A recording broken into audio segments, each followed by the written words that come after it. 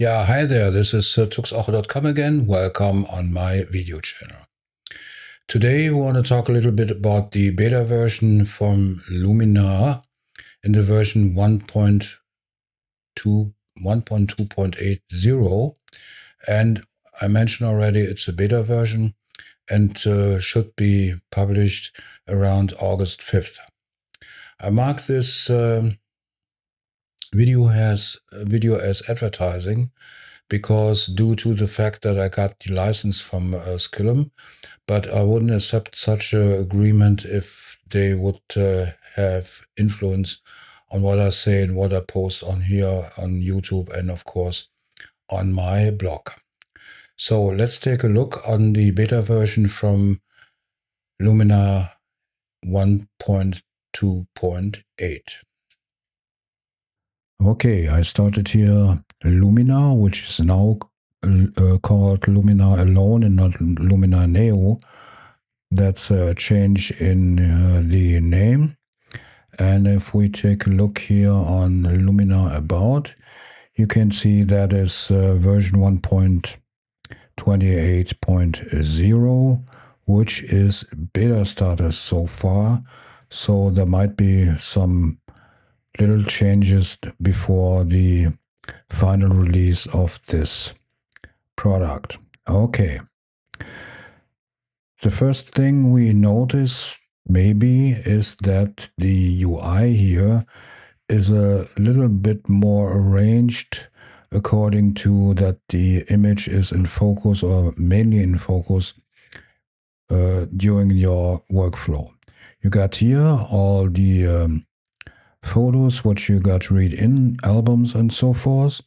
You got here in the top, in the bottom here, you got tutorials and so on. Then here, this line here, or this thing is where you can switch out the menu canvas on the right side, on the left side, sorry. Then you can here switch from one selected image to back to the complete catalog. Of course, you can do that here where you can double click an image like that one, or go back with the catalog and so forth. Here you can apply your star rating. As you can see here, you can what's the same so far, how small or how large is the size of the thumbnail view. And here you got the filter and sort operation where you can switch the sort from ascending to descending and back and forth and so on. And then here on the right hand side, you got all the tools on one place for developing and processing your images. We'll go like this. And when I go double click here an image like that one, I got like here, you can notice that here the tools windows where I have all the settings for developing or processing this image. But when I decide, let's say I do an enhance like this one, and if I decide to apply, let's say, a preset, I just switch over without going back or going out of the develop module, back into the catalog models and then back to the presets. And now I can pick either a preset which I want to apply to the image just according to my personal taste. That looks pretty good, I think. Okay, let's go back. Then you got here what I don't think is the best. I have a little bit trouble with that. They improved the thing that you don't have a separate canvas here on the top for the edits.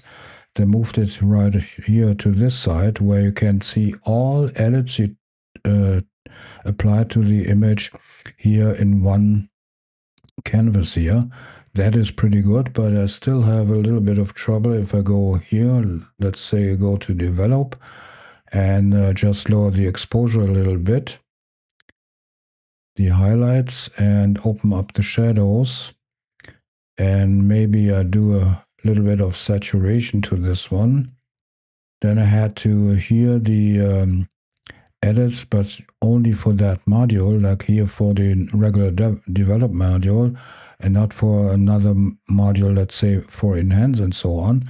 And now I switch here to the edits, and here I got all the edits I took or I applied to the image here in one canvas. That's pretty good, but I still would prefer to see when I here go to develop that I can see here all the adjustment I did to the image. Okay, that's maybe a thing of personal taste or personal workflow.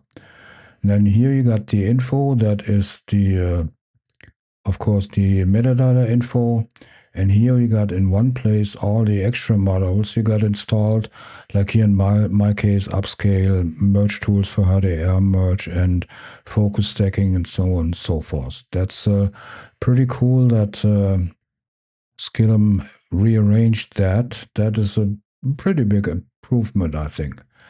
Okay, let's go here back to the tools. There is another thing I want to show you, and that is here the crop tool. And here we got a improved composition button. We just press that, which is AI driven. And then the program makes a proposal for you. If you want to accept that, that is up to you. That's your personal taste, your personal creativity, and so on. But I think in this case, the composition AI did a pretty good job and eliminated some of the less important parts of the picture, and to build the other components of the picture, sort of applying the 2/3 rule. But okay, I did say that you're free to just rearrange that or just deny that proposal and do it your own way. That's pretty good, I think. And of course, here you got the crops for different formats, like full format, 16:9, and so on and so forth. Okay, and then you got here one thing I have to search for.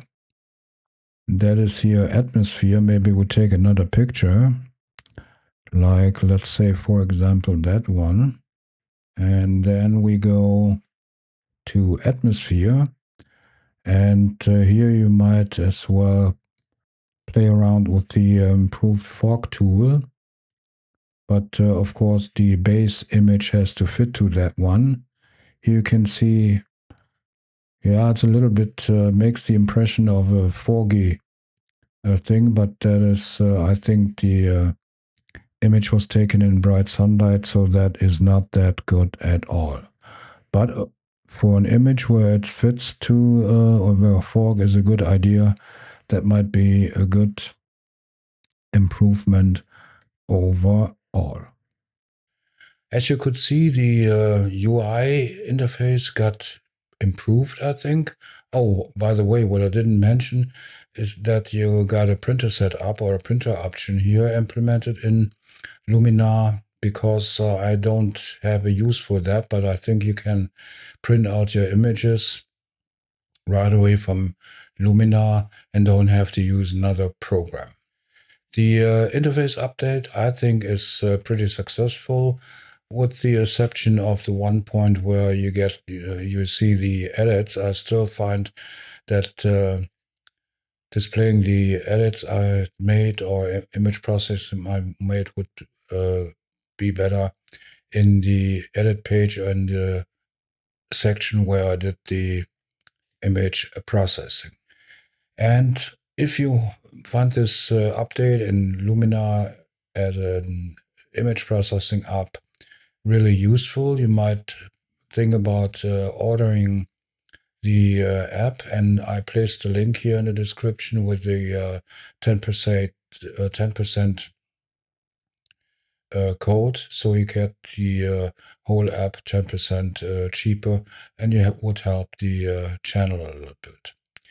Okay, that was my little review on Luminar, which is, by the way, now called Luminar and not Luminar Neo.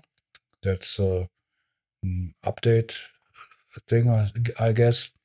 But if you have any questions, you can place them here in the comments of this video or in the comment sections of the corresponding blog post. And if this video was a little bit helpful to you, you might think about placing a like on the video. And it truly would help the channel a lot more if you consider subscribing to the channel. But then don't forget to hit the bell so you got a notification every time I upload a new video. Okay, that was my little review on the new version here on 1.2.8. And all I have to say is till the next time, ciao, Tux Oche.